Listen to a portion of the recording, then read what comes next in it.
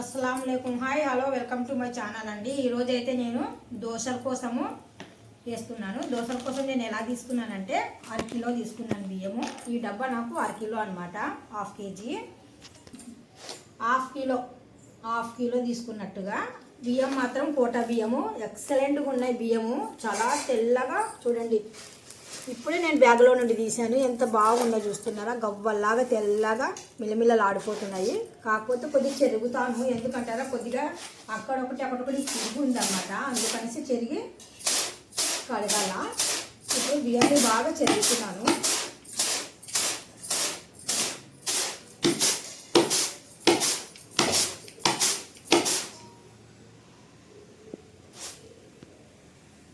ఇలాగ అన్నప్పుడు కొద్దిగా ఏదైనా పురుగు కానీ రెడ్ కలర్ పురుగులు ఉంటాయి కదా,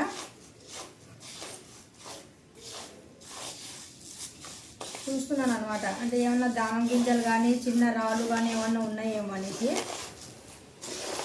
రాళ్ళు అలాంటి దానం గింజలు అలా అయితే ఏమీ లేవు. మామూలుగా అయితే ఇంకా పొడుగుగా తెల్లగా పురుగులు 1-2 కనిపించాయి ఇంతకుముందు. అందుకనేసి చెరుగుతున్నాను. ఇలా చెరిగితే పోతాయి అవి.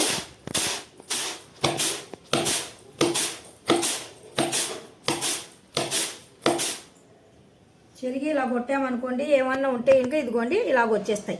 మనం ఏ రక్కర్ లేదు, అలాగ అన్నాం అనుకోండి, ఏమన్నా లోపల ఉన్నా కానీ సరే పురుగు అనేది ఇదిగో ఇలాగా చాట్లో మనము వేసి బాగా ఇలాగ అన్నాం అనుకోండి వచ్చేస్తాయి. ఇదిగో కనిపిస్తుంది మీకు, ఇక్కడ కింద కూడా ఒకటి పడింది చూడండి.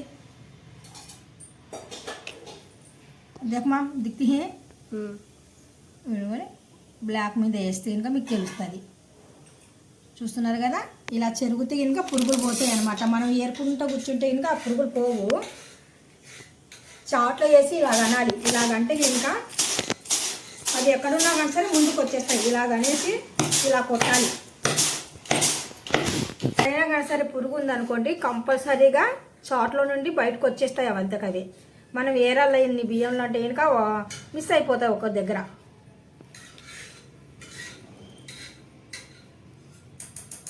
ఎంత చిన్న పురుగైనా కానీ సరే ఇదిగోండి అలా వచ్చేస్తాయి. కోటా రైస్ కదా, మరి వాళ్ళు స్టాక్ పెట్టింటారు, అందుకనేసే ఉంటాయి. మళ్ళీ ఒకసారి అలాగే చేద్దాము. ఏమన్నా ఉన్నా కానీ సరే మరి బయటకు వచ్చేస్తాయి. మనం వాటర్లో వేసి కడిగేటప్పుడు కూడా 1-2 ఉన్నా కానీ సరే వాటర్లో నుంచి పోతాయి. ఇలాగా నిండుగా పురుగులు ఏమైనా ఉన్నట్టుగా అయితే లవంగాలు ఉంటాయి కదా ఇంట్లో, లవంగాలు బస్తాలు వేసి పెట్టామనుకోండి, అవంతా కదా ఇంకా మాయమైపోతాయి, కనిపించవు. మీరు వేసి చూడండి, మీ బియ్యంలో ఏమైనా పురుగులు ఉంటాయి కనుక కొన్ని ఈరోజు వేస్తే రేపే వెళ్ళిపోవాలంటే అలాగ వెళ్ళిపోవు. వారం 10 రోజులు 15 రోజులు అలాగ అవుతుంది అనమాట. లవంగాలు వేస్తే కనుక పురుగులు కనపడవు. అంటే ఆ తెల్ల పురుగులు కనిపిస్తే మరి అసహాయం అనిపిస్తుంది కదా ఏదైనా తినేటప్పుడు వస్తే కనుక. అందుకనేసి మనము నానబెట్టే ముందే కొద్దిగా శుభ్రాలు చేసుకున్నాం అనుకో, బియ్యం అంటే ఏరుకోవాలి. ఏరితే ఇంకా ఎక్కడైనా పురుగు ఉన్నా కానీ సరే ఏమున్నా కానీ సరే మనకు నీట్గా వచ్చేస్తాయి బయటికి. ఇప్పుడు ఇలా చూస్తే కనుక నాకు ఏం కనపడడం లేదు, అసలు తెల్లగా బాగున్నాయి బియ్యం అయితే. మళ్ళీ కొద్దిగా చెరిగాను అనుకోండి, చెరిగినప్పుడు మాత్రం వచ్చేస్తాయి. బియ్యం చెరగడము అంటారనమాట మా సైడు, మా రాయలసీమలో అయితే బియ్యం చెరగడము. ఇదిగోండి కొలత చూపిస్తున్నాను. ఒక్కొక్కరు ఏమో కామెంట్లో పెడుతున్నారంటే మీరు కొలతలు చూపించండి అని చెప్తున్నారు అనమాట. కొలతలు అనేవి చూపిస్తున్నాను. 1/2 కేజీ ఈ లెవెల్గా వచ్చేస్తే 1/2 కేజీ. మరి నిండు వస్తే ఇంకా ఎక్కువ అయిపోతాయి. ఎందుకంటే 1/2 కేజీ ప్యాకెట్ తెప్పించినప్పుడు చూసాను నేను. ఇలాగ వేస్తున్నాను ఈ బియ్యం అనేటివి. బాగా చెరిగిన తర్వాత వేసాను. ఇందులో ఎక్కువ కాకుండా మెంతులు, కొద్దిగా మెంతులు ఎందుకంటే కనుక మనకు రెడ్గా రావాల దోశ అనుకుంటే కనుక మెంతులు వేయాలి. ఎక్కువ కాకుండా కొద్దిగా నేను వేసాను చూడండి, ఆ మాత్రం వేస్తే చాలు. మెంతులు ఒంటి కూడా మంచిదే, వేయండి పర్వాలేదు. ఎక్కువ తిన్నట్టుకంటే వేసుకోండి పర్వాలేదు. కొద్దిగా కాకపోతే కనుక చేదుదనం లాగా ఉంటాయి కదా, అందుకనేసి ఎక్కువ అయితే. ఇదిగోండి పప్పు ఈ గిన్నె నిండా తీసుకున్నాను, దీని నిండా రైస్ తీసుకున్నాను. పప్పు మాత్రము మినపప్పు మాత్రం దీని నిండే తీసుకున్నాను. చూస్తున్నారు కదా, మినపప్పు ఎక్కువ ఏమి వేస్తే కనుక మెత్తగా వస్తాయని కాదు, మెత్తగా వస్తాయి దూదులాగానే. చూపిస్తాను చూడండి. ఇవి మాత్రమే తీసుకున్నాను. ఇది కూడా ఒక కొంత చూపిస్తున్నాను చూడండి. అంటే ఇది పెద్ద పప్పు అనమాట. చూడనీకి కొద్దిగా కనిపించినా నానిన తర్వాత బోల్డ్ పప్పు అవుతుంది. ఇది దబ్బ పప్పు అయితే ఇంకా మీకు తక్కువ అయిపోతుంది చూడండి. ఇంకా గిన్నె కొద్ది తక్కువనే ఉంది. చాలు ఈ మాత్రం తీసుకున్నా కానీ సరే మనకు దోశలు మెత్తగా వచ్చేస్తాయి. చూస్తున్నారు కదా, వేసాము. మినపప్పుతో పాటు బియ్యము, కొద్దిగా మెంతులు కూడా యాడ్ చేసాం కదా. ఇప్పుడు మొత్తానికి ఇంకా ఇలా కలపక్కర్లేదులేండి, నేను చూపిస్తున్నాను. కానీ ఇంకా కడిగేద్దాం శుభ్రంగా 3 సార్లు. కోటా బియ్యం కదా, అందుకనేసి బాగా 1-2 సార్లు శుభ్రంగా కడిగేద్దాం. ఎందుకంటే ఇంకా స్టోర్ రూమ్లలో స్టాక్ పెట్టింటారు వాళ్ళు. మనకు దోశలు బాగా తెల్లగా మిలమిలలు ఆడిపోవాల మల్లెపూల లాగా అనుకుంటే కనుక మనం బియ్యాన్ని బాగా శుభ్రంగా 2 సార్లు 3 సార్లు కడిగితే మనకు తెల్లగా వచ్చేస్తాయి దోశలు. ఇలా కడిగిన బియ్యాన్ని వంపేయడమే. హాస్టల్లో ఉన్న అమ్మాయిలు, పీజీలో ఉన్న అమ్మాయిలు, అబ్బాయిలు మీరు ఇలాంటి టిఫిన్లు కూడా సింపుల్గా చేసుకోవచ్చు.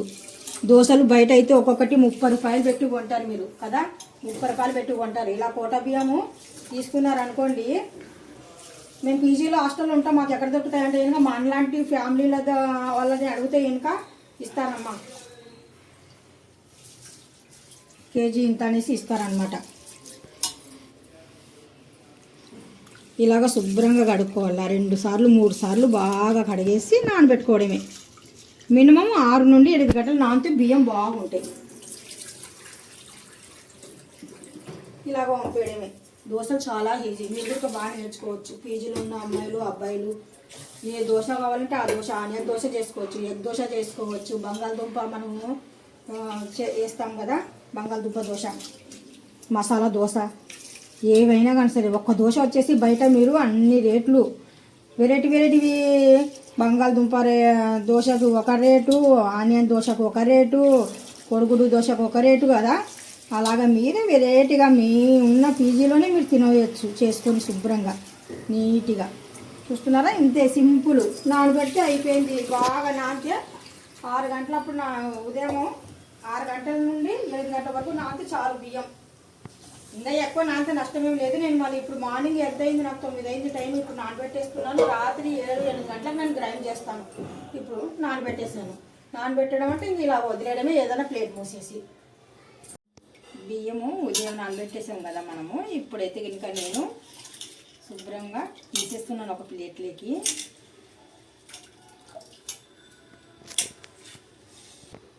ఇందులో కొద్దిగా అన్నం కూడా యాడ్ చేస్తున్నా నేను.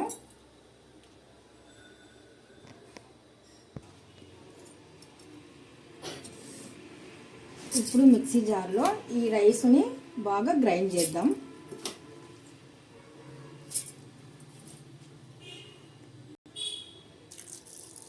సరిపోయినట్టుగా వాటర్ వేసి గ్రైండ్ చేయాలి. ఒక పొడుగున్న గిన్నెలోకి నేను పిండిని తీసేస్తున్నాను. ఇప్పుడు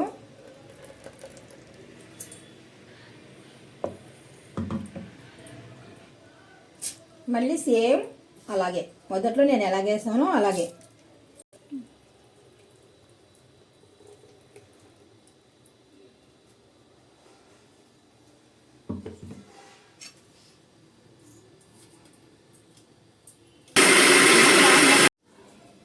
మనకి దోశలకి సరిపడినట్టుగా ఇప్పుడే నైట్ నేను సాల్ట్ అనేది యాడ్ చేస్తున్నాను పిండిలో.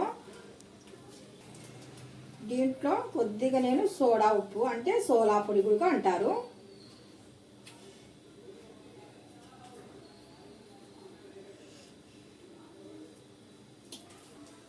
మొత్తానికి ఒకసారి బాగా కలపాలి.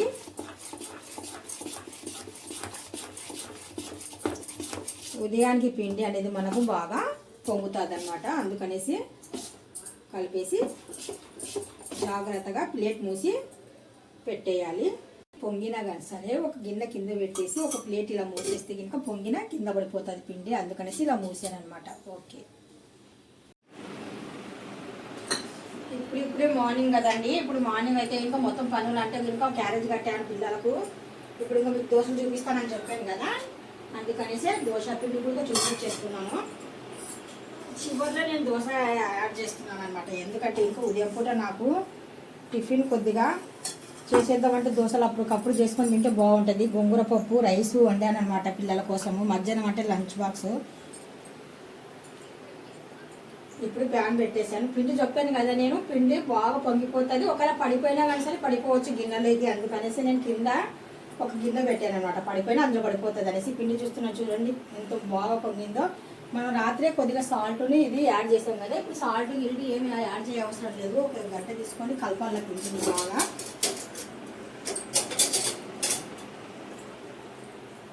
చూడండి పిండి ఎలా ఉంది చూస్తున్నారు చూడండి. నేను ఆ రోజుల్లో దుంపలబడికి అనేసి చదువుకునికి వెళ్ళేదాన్ని. దుంపలబడి అనేసి ఇక్కడ అంటారనమాట, కోస్తాలో దుంపలబడి అంటారు. మా సైడ్ మామూలుగా గవర్నమెంట్ స్కూల్ అంటారు. గవర్నమెంట్ స్కూల్లో నేను చదువుకున్నప్పుడు ఎక్కువ చదువుకోలేదు, మామూలుగా 5th 6th వరకు చదువుకున్నాను అంతే. వెళ్ళేటప్పుడు చెట్ల కింద కూర్చొని, ఆ బుడ్డలు చెట్ల కింద కూర్చొని కర్రలపై పెట్టుకొని మాకు 10 పైసలు 15 పైసలు అలాగా ఈ దోశలు వేసి ఇచ్చేటోళ్ళు అనమాట. చెట్టు కింద కూర్చొని దోశలు తిన్న గుర్తులు వస్తున్నాయి నాకు ఇప్పుడు. ప్యాన్ మనకు వేడెక్కిందా లేదా అనేది నేను చూస్తున్నాను. కొద్దిగా వాటర్ అనేది తీసుకొని బాగా ప్యాన్ అనేది బాగా హీట్ ఎక్కిపోయింది. హాస్టల్లో ఉన్న పిల్లలు 30 రూపాయలు 40 రూపాయలు 50 రూపాయలు ఒక్కొక్క దోశ ఒక్కొక్క రేటుగా అమ్ముతారు కదా బయట. అలా కాకుండా మీరు బాగా కేజీ బియ్యం తీసుకుంటే మీకు ఒక 5-6 మంది పిల్లలు ఉన్నారనుకోండి హాస్టల్లో, చక్కగా చేసుకొని తినొచ్చు. ఎన్ని చేసుకొని తినొచ్చు అంటే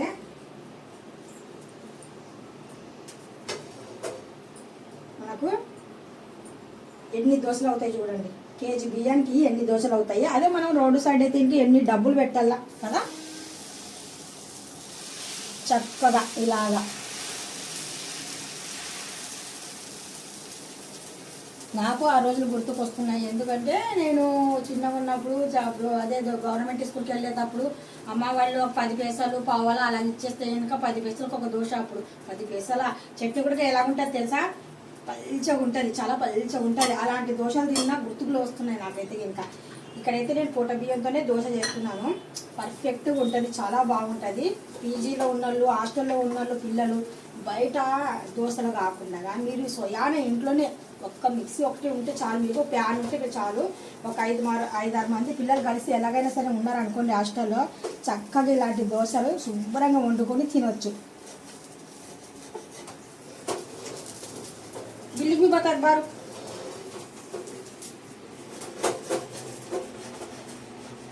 Meow.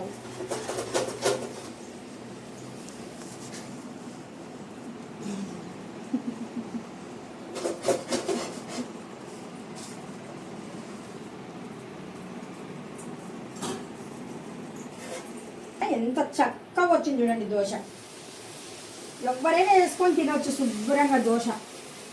హాస్టల్లో మీరు బోల్ డబ్బులు పెట్టకండి. ఆరోగ్యం అనేది ఉంటే పర్వాలేదు, హాస్టల్లో ఉన్నా కానీ సరే హెల్తీ ఫుడ్ పెడితే ఇంకా ఓకే.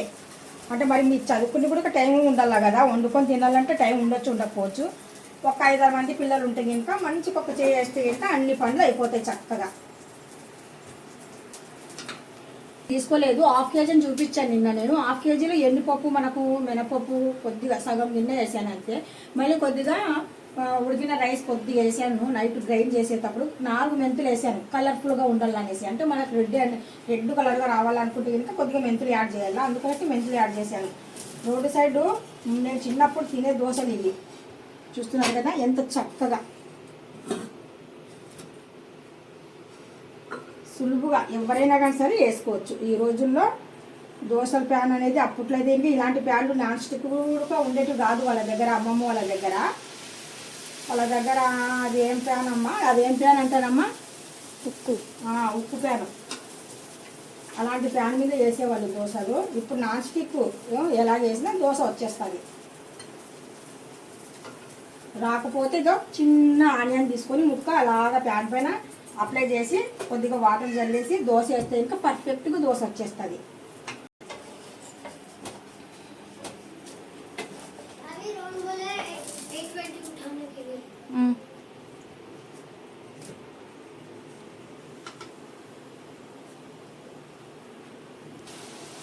కోటా బియ్యంతో చక్కగా వచ్చేస్తాయి మనకు. సోనా మసూరు ఆ సన్న బియ్యము అలాంటివి అయితే ఏం అవసరం లేదు ఈ దోశల కోసము. కోటా బియ్యమే పర్వాలేదు. అంటే కోటా బియ్యం ఇటు అంటారు కోస్తాలో, రాయలసీమలో అయితే కనుక స్టోర్ బియ్యం. స్టోర్ బియ్యం అంటారు కదమ్మా మన సైడు, స్టోర్ బియ్యం అని చెప్తారనమాట. మేమైతే స్టోర్ బియ్యమే వండుకొని తింటామండి, చక్కగా వండుకొని తింటాం. మాకైతే కనుక అలాంటివి అయితే ఏమి ఉండవు. పప్పుచారు లేదంటే ఇంకా పప్పుచారులో అయితే ఇంకా వేడి వేడిగా రైసు అదే వండుకొని తింటే ఇంకా ఎంత కమ్మగా ఉంటుంది, బాగుంటుంది.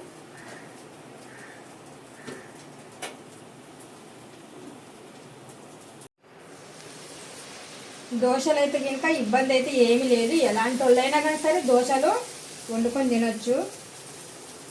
పర్ఫెక్ట్గా మనము రైసు మినపప్పు ఎలాగ పేస్ట్ చేసుకోవాలా, ఎంతసేపు నానబెట్టుకోవాలా, ఇవన్నీ కొద్దిగా చూసుకుంటే కనుక పర్ఫెక్ట్గా వచ్చేస్తాయి దోశలు. చూడండి అస్సలు ప్యాన్ పైన ఇలాగ అన్నీ లోపు ఇలాగ వచ్చేస్తున్నాయి. ఎంత ఎర్రగా వచ్చేస్తున్నాయి. ఎర్రగా ఎందుకు వస్తున్నాయి అంటే 4 మెంతులు వేసాను దాంట్లో. నేను మెంతులు వేసాం కదా అందుకనేసి ఎర్రగా వచ్చేస్తున్నాయి దోశలు. చాలా బాగా వచ్చేస్తున్నాయి. హాస్టల్లో ఉన్న పిల్లలు, పీజీలో ఉన్న పిల్లలు పర్ఫెక్ట్గా ఇలా చేసుకొని హ్యాపీగా తినండి, హెల్తీగా ఉండండి, బాగా చదువుకోండి. మీ అమ్మ మీ నాన్న మీ అందరి కోసమే వాళ్ళు పాపం దూరంగా పెట్టేసి వాళ్ళు కష్టపడి చదివిస్తుంటారు. వాళ్ళ నమ్మకంగా ఉంచండి. ఎందుకంటే కనుక మీరు చదువుకొని మీ భవిష్యత్తు బాగుంటే వాళ్ళకి అదే హ్యాపీ.